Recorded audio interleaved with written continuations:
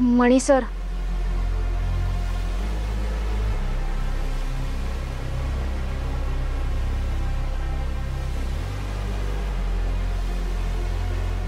काय झालं? काही काम होतं? मला ते पातेलं बघायचंय. त्यावर माझं नाव लिहिलं होतं. पातेलं? कुठलं? दुधाचं पातेलं. मला बघायचंय. नाही स्वानंदी, माझं ऐका. स्वानंदी, असं कुठलंच पातेलं नाहीये.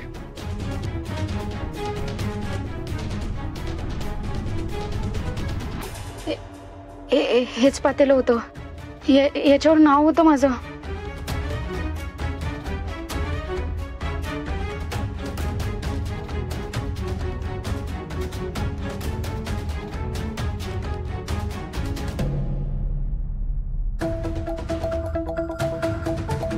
स्वानंदी, स्वानंदी, अहो तुमचं नाव माझ्या घरातल्या भांड्यांवर कसं असेल?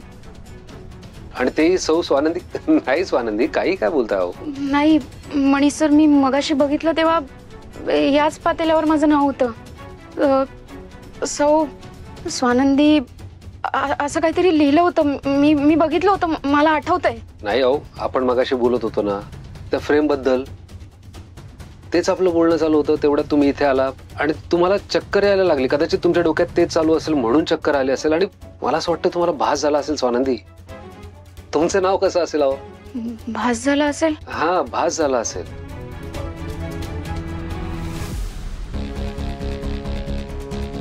हो, म्हणजे तुम्ही म्हणताय तसंच झालं असेल. भास झाला असेल मला. सॉरी मणी सर, खरंच सॉरी. मी इतक्या रात्री येऊन तुम्हाला त्रास दिला. सॉरी. नाही सॉरी काय म्हणताय? It's okay.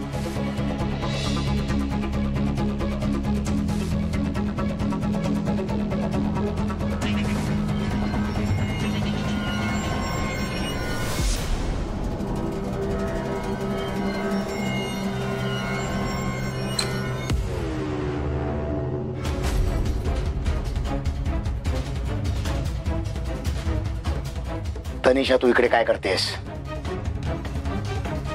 तू स्वानंदीला ज्यूस द्यायला जाणार होतीस ना?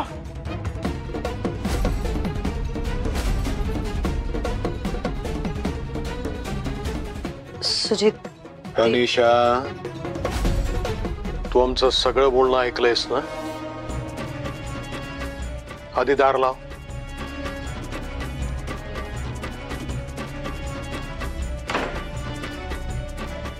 आम्ही जे काही बोललो ते सगळं खरं आहे. सुजितरावांचं स्वानंदीशी लग्न लावून देण्या वाचून आमच्याकडे दुसरा कुठलाही पर्याय नाही.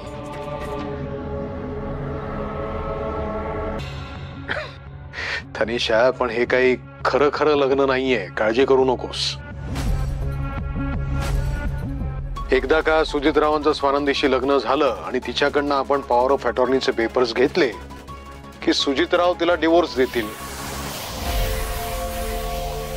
आणि आयुष्यभरासाठी स्वानंदीला सून म्हणून ह्या घरामध्ये ठेवून घेण्यात आम्हाला अजिबात इंटरेस्ट नाहीये.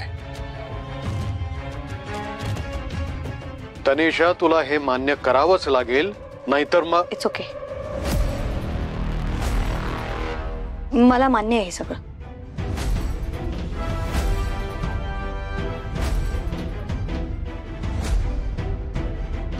कारण तुम्ही जे काही करताय ते या कुटुंबासाठी, इथल्या लोकांसाठी करताय ना.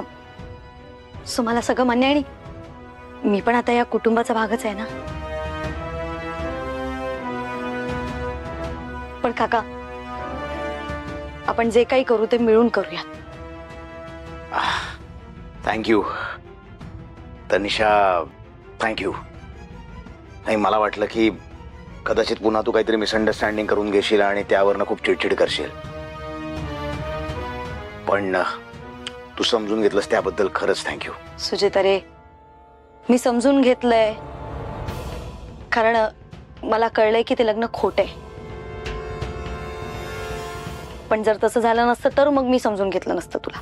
बट इट्स ओके, आता मला कळलंय तर मला सगळं मान्य आहे. आपण एकत्र हा प्लॅन एक्झिक्यूट करूया.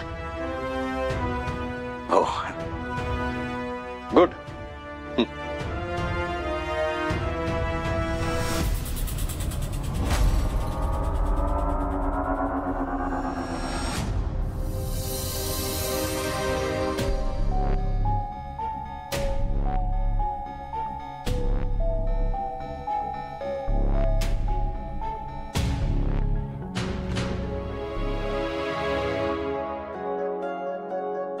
मणी सर तुम्ही ऍक्च्युली चौकशी करायला आलो होतो. काल जे काही घडलं त्यामुळे तुम्हाला त्रास झाला की काय, म्हणजे हेच विचारायला आलो होतो. तुम्ही आता ठीक आहात ना? मी ठीक आहे मणी सर. ऑफिसलाच जायला निघाले होते. ऑफिसला? पण स्वानंदी, तुम्हाला डॉक्टरांनी आराम करायला सांगितलंय. हे सांगितलेलं असताना सुद्धा तुम्ही ऑफिसला जाताय? नाही, आराम करायला सांगितलं ते ठीक आहे, पण घरात बसून बसून कंटाळा येतो. ऑफिसला गेलं की जरा बरं वाटेल म्हणून ऑफिसला निघाले होते. अच्छा ठीक आहे, जा तुम्ही ऑफिसला, पण एका अटीवर. अट? हा, कसली अट? मी ड्रॉप करतो तुम्हाला ऑफिस पर्यंत. नाही नाही मणी सर, तुम्ही कशाला ड्रॉप करताय? मी जाईन माझी. नाही, मग मी साहेबांना सांगतो की डॉक्टरांनी स्वानंदीला आराम करायला सांगितलेलं असताना सुद्धा स्वानंदी ऑफिसला जायचं म्हणतायत. मणी सर, असं काय करताय तुम्ही? साहेबांना सांगितलं तर साहेब चिडतील माझ्यावर, मला रागवतील. आणि तुमच्या सोबत असं जाणं.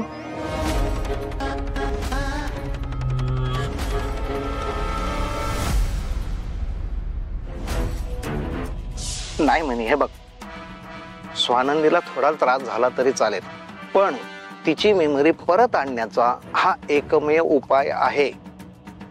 कसं आहे ना म्हणे, की मानवी मेंदू आहे ना, हा फार गुंतागुंतीचा अवयव आहे. त्याला विसर पडला की त्या विसरलेल्या गोष्टी तो स्वतःच परत आणू शकतो.